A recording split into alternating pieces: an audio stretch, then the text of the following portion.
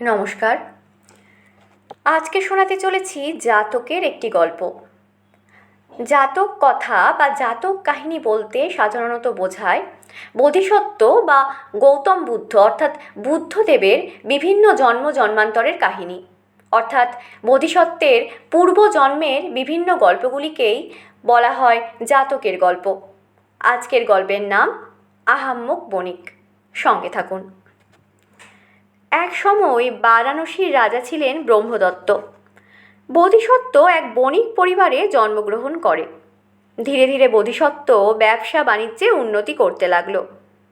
সেই রাজ্যে আরও একজন বণিক ছিল, তবে সে বোধিসত্ত্বের মতো অত বুদ্ধিমান ছিল না। একদিন বোধিসত্ত্ব বাণিজ্যের উদ্দেশ্যে বিদেশে যাওয়ার জন্য তৈরি হতে লাগলো, কিন্তু হঠাৎ খবর পেল ওই বণিকটিও নাকি বাণিজ্য করতে যাবে। একসঙ্গে গেলে তো দুজনেরই ক্ষতি হবে।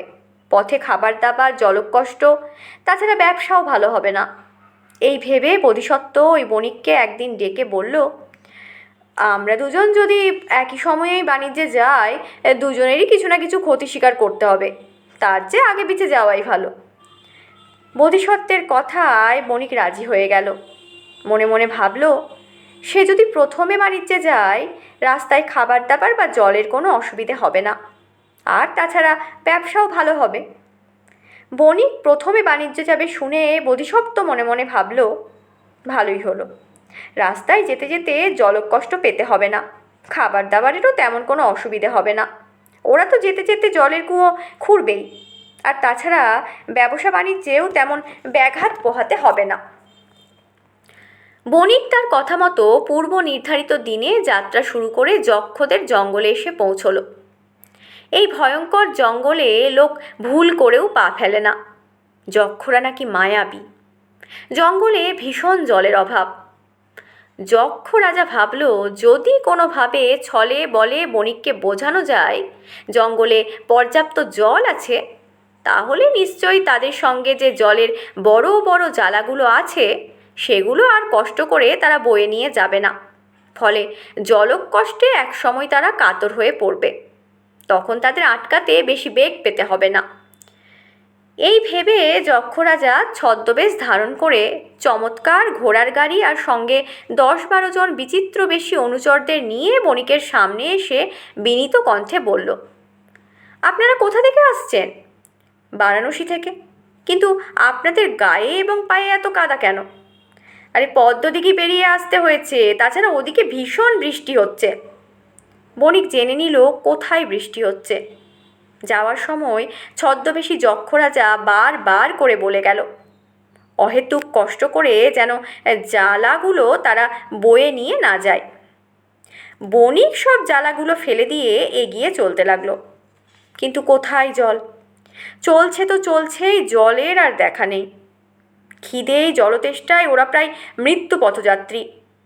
এই সুযোগের অপেক্ষাতেই ছিল যক্ষরাজ। সুযোগ বুঝে যক্ষের দল ঝাঁপিয়ে পড়ল বণিকদের ওপর। এক সময় পড়ে রইল শুধু হাড়গোড় আর গরুর গাড়িগুলো।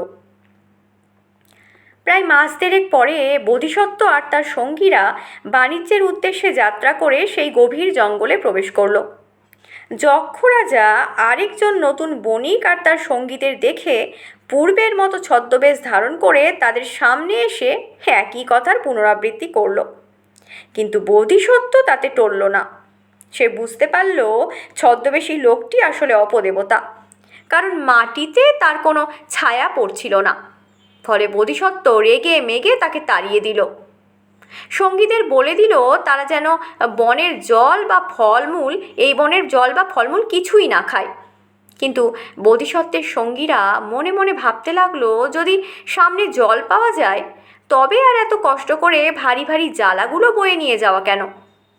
বোধিসত্ত্ব তাদের মনের কথা বুঝতে পেরে বলল, তোমরা কি কেউ কখনো এই জঙ্গলে জল দেখেছ? না। যদি তুমুল বৃষ্টি হয়ে থাকে সামনেই, তবে কি আমরা মেঘের গর্জন শুনতে পেতাম না? হ্যাঁ, পেতাম। তোমরা কি কেউ মেঘের গর্জন শুনতে পেয়েছো অথবা ঠান্ডা বাতাস গায়ে লাগছে? না তো। তখন বোধিসত্ত্ব হাসি মুখে বলল, প্রমাণ না পেলে কোনো কিছু বিশ্বাস করতে নেই। সবার মুখের কথা বিশ্বাসযোগ্য হয় না, তাই প্রমাণের দরকার পড়ে। যে লোকটিকে তোমরা দেখেছো তাকেও আমরা আগে থেকে বা অনেক দিন ধরে চিনি না। সে আসলে ছদ্মবেশী যক্ষরাজ, আমাদের কাবু করে মেরে ফেলার ফন্দি ফিকির করছিল। হয়তো আর আমরা একটু এগোলেই আগের বণিকের মৃতদেহ দেখতে পাবো। কিছুটা পথ এগোতেই সবাই দেখতে পেল ইতস্তত কয়েকটি গরুর গাড়ি পড়ে আছে, আর তার পাশেই পড়ে আছে বণিকদের হাড়গোড়। বোধিসত্ত্ব তখন সেখান থেকে কিছু ভালো গাড়ি আর ভালো জিনিসপত্র নিয়ে বাণিজ্যে চলে গেল। সেখানে চড়া দামে কেনা বেচা করে প্রচুর অর্থ উপার্জন করে আবার দেশে ফিরে এলো। অর্থাৎ এই গল্পের মানে এটাই, বুদ্ধি ও বিবেচনা করে যারা কাজ করে তারা কোনো দিন ঠকে না। এতক্ষণ শুনলেন জাতকের একটি গল্প, আহাম্মক বণিক। গল্পটির পাঠ এখানেই শেষ হলো। ধন্যবাদ।